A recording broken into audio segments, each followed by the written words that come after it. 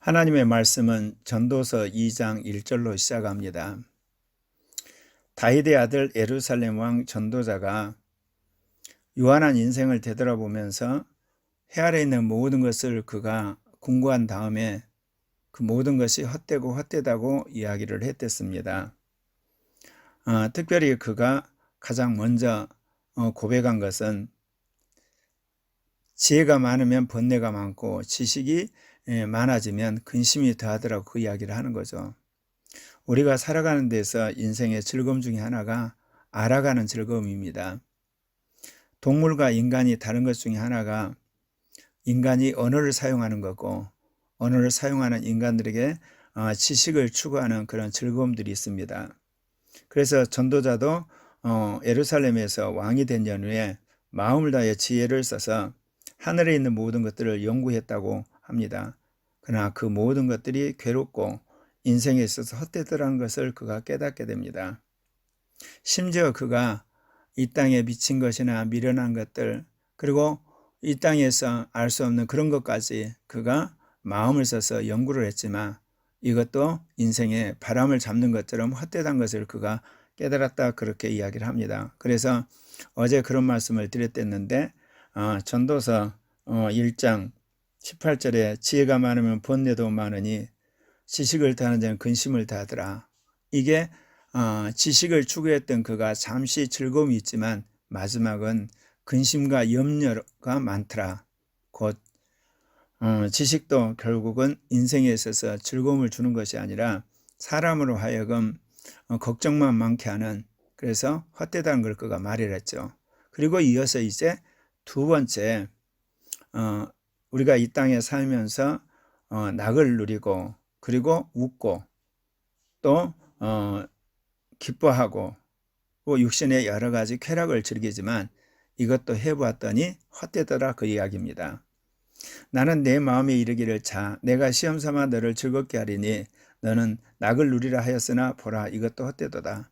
그러니까 이 전도자가 무엇보다도 이 지혜와 지식을 구했어요.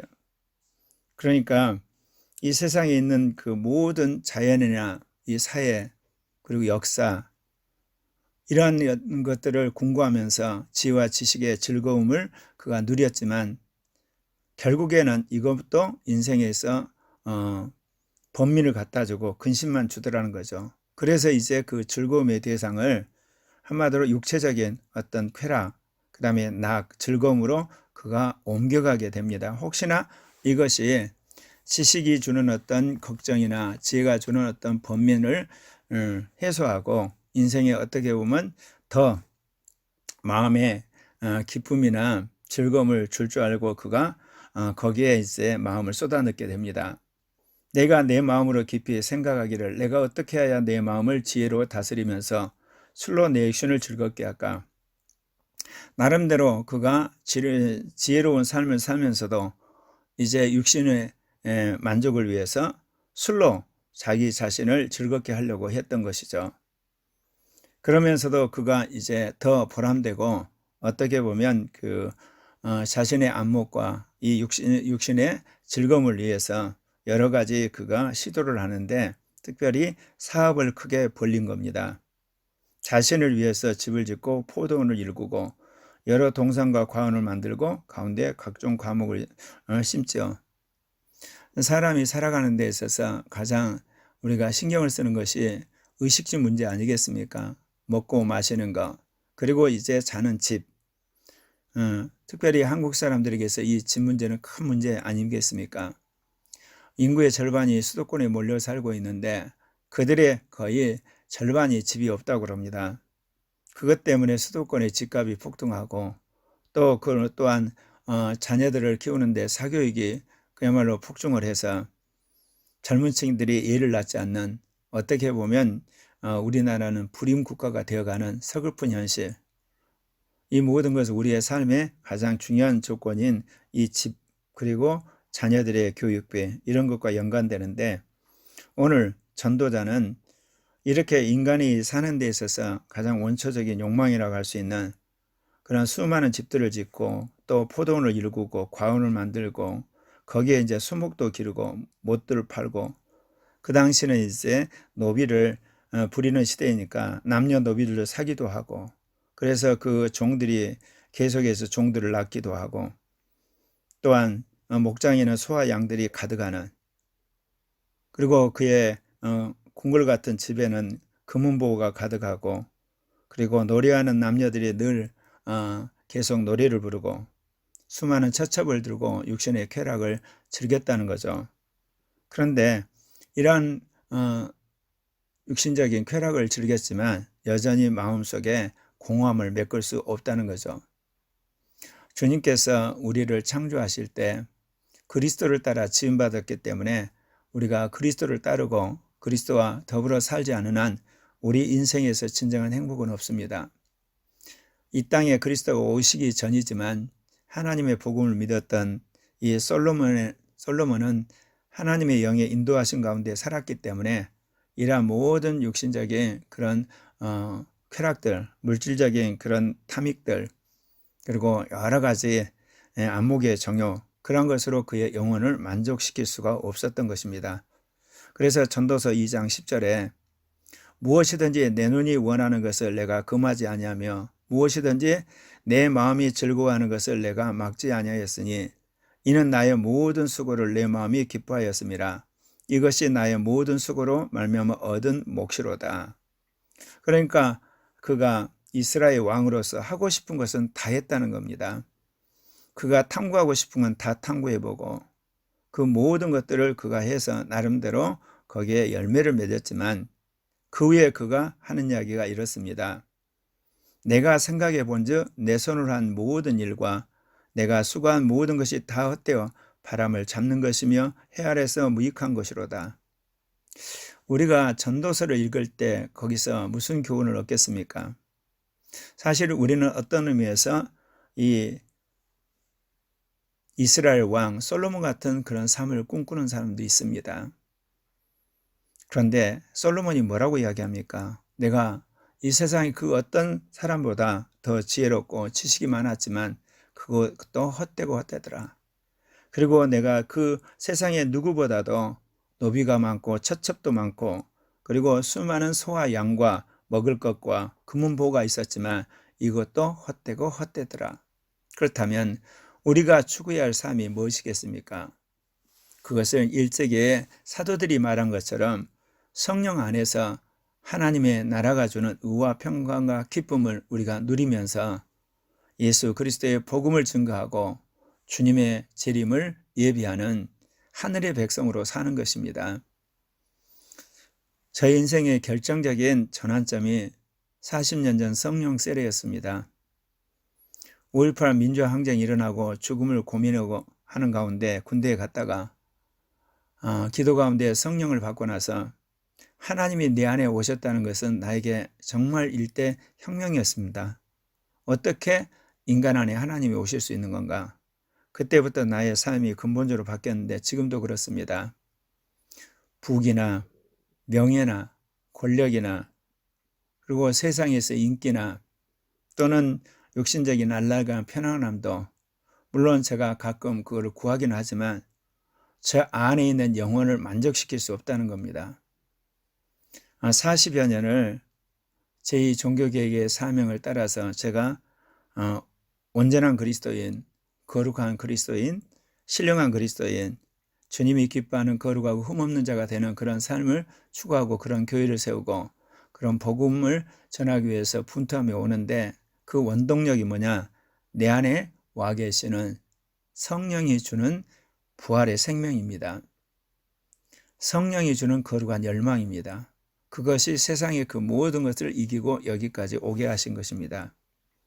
사랑하는 형제 자매 여러분, 여러분이 무엇을 위해서, 누구를 위해서, 그리고 어떻게 사십니까? 이미 우리 안에는 하나님의 나라가 와 있습니다. 성령께서 하나님의 나라를 우리에게 맛보게 하신 거죠. 그런데 이 하나님의 나라에 대한 이해나 그리고 그 경험하는 바가 사람마다 하늘과 땅처럼 다르죠. 여러분이 이 땅의 것에 대해서 심취하면 심취할수록 하나님의 나라에 대한 여러분의 체험이나 또는 그 강도가 약해지고 거꾸로 여러분이 이 땅의 것을 멀리하면 멀리할수록, 그리고 영혼으로 구하면 구할수록 성령 안에서 경험되는 하나님 나라는 더 강하게 와 닿는 것입니다. 그렇다고 해서 우리가 이 세상을 염세적으로 살고 또 어떻게 보면 망할 것이기 때문에 방치하며 산다는 게 아니죠. 예수 그리스도가 이 땅에 다시 오시기 위해서는 예수 그리스도를 믿는 그리스도인과 교회가 무엇보다 성경의 진리를 온누리 가는데 전해야 되고, 인간을 타락으로 몰고 가는 이 사단과 악한 영들, 그 다음에 복음의 적대적인 사람들을 진리로 무릎을 꿇게 해야 되는 것입니다. 그렇기 때문에 우리는 날마다 성령 안에서 하나님의 나라를 경험할 뿐만 아니라 그 하나님의 나라의 권세를 내가 살고 있는 가정, 그 다음에 사회, 국가, 전 세계 가운데 확장시키는 일을 하는 겁니다. 나 혼자만 하는 것이 아니라 예수 그리스도를 믿는 소그룹 지역교회, 더 나아가서 하나의 지방의 교회들, 나라의 교회들, 세계에 있는 교회가 연대해서 이 일을 행하는 겁니다. 무엇을 위해서요? 주님의 재림과 주님의 재림이 몰고 올 영원한 새하늘과 새 땅에 새 예루살렘의 나라를 위해서 그렇게 하는 것이죠. 물론 이것은 우리에게 믿음을 통해서 오는 것이요, 성령을 안에서만 우리가 충족되는 거기 때문에 우리가 안목의 정욕과 이생의 자랑, 육신적인 정욕에 사로잡혀 있으면 이것은 점점 희미해져 갑니다. 그러나 반대로 그런 것들을 십자가에 못 박고 성령 안에서 말씀으로 살려고 할 때 성경에서 약속한 새하늘과 새 땅의 새 예루살렘은 점점 우리에게 실감나는 현실처럼 우리에게 와닿는 겁니다. 그래야 할 때 우리가 세상의 모든 불이나 그리고 더러움이나 추가음이나 죄악을 끊고 주의 말씀대로 사는 하나님의 증인, 하나님의 백성이요 예수 그리스도의 증인으로 살 수가 있는 것입니다. 가끔 아내가 그런 이야기를 합니다. 참 당신은 강성 중에 강성이라고. 그렇게 된 데는 다른 것이 없습니다. 어렸을 때부터 인생이 죽어야 된다는 것, 그리고 죽음으로 그 모든 것을 끝난다는 것에 참 많이 고민을 했댔는데 결국은 성령을 경험하면서 부활의 인생이 있다는 것, 예수를 믿으면 우리가 새하늘과 새 땅에서 새롭게 부활한다는 그 말씀을 제가 믿게 될 뿐만 아니라 체험하고 그 이후로 40년 동안 성령 안에서 살아오면서 갈수록 하나님의 나라에 대한 소망과 갈망, 그리고 그것에 대한 열정, 그것이 세상의 그 모든 것들을 물어 돌리고, 그리고 모든 어떤 세상적인 것들을 뒤로 할 수가 있었던 것입니다. 사랑하는 형제 자매 여러분, 우리가 육신적인 욕망에 빠질수록, 안목의 정욕의 포로가 되면 될수록, 이생의 자랑 안에 거하면 갈수록 하나님 나라는 점점 희미해져 가고 부활의 소망마저도 사라져 가는 겁니다. 그러나 거꾸로 육신의 만족과 그리고 이생의 자랑과 그 다음에 이 땅에 있는 그런 모든 안목적인 것들을 여러분이 십자가에 못 박고 진실로 주님 안에 살고자 하면 하나님의 나라는 여러분 개인과 가정과 교회 안에서 풍성하게 임재하게 되는 것입니다. 오늘 우리가 읽은 이 전도서에서는 구체적으로 하나님의 나라의 어떤 임재의 모습을 보여주는 직접적인 메시지는 없지만 거꾸로 이 세상에서 육신적인 쾌락과 즐거움과 기쁨을 얻으려고 노력하지만 마지막 그거는 모든 것이 헛되고 바람을 잡는 것처럼 무익하다고 하는 마지막 부정적인 고백으로 끝나고 있는 것입니다. 그렇습니다. 영혼의 만족을 얻고자 하는 사람들이 마지막 하는 이야기는 세상의 그 모든 것은 헛되고 헛되다. 참으로 인생의 그 모든 것을 쏟아부었지만 참 허무하고 허무하다. 그것으로 끝나게 되는 거죠. 저도 그랬댔습니다. 어렸을 때부터 청소년기를 대학생을 거치면서 군대에 가서, 그러나 성령을 받고 나서 이 허무함과 허전함과 그리고 마음의 쓸쓸함을 극복하는 영원한 생명, 그리고 영원한 기쁨, 영원한 즐거움을 갖게 된 것입니다. 그렇기 때문에 우리가 이 땅에 있는 것을 돌고 도는 지식을 쫓고 이런 육신적인 쾌락을 얻고 명예를 쫓아보고 그 다음에 어떤 인기를 끌어보고 여러 가지를 우리가 경험하지만 결국 이거는 돌고 도는 것이지 결국 그 모든 본질은 헛되고 헛된 것입니다.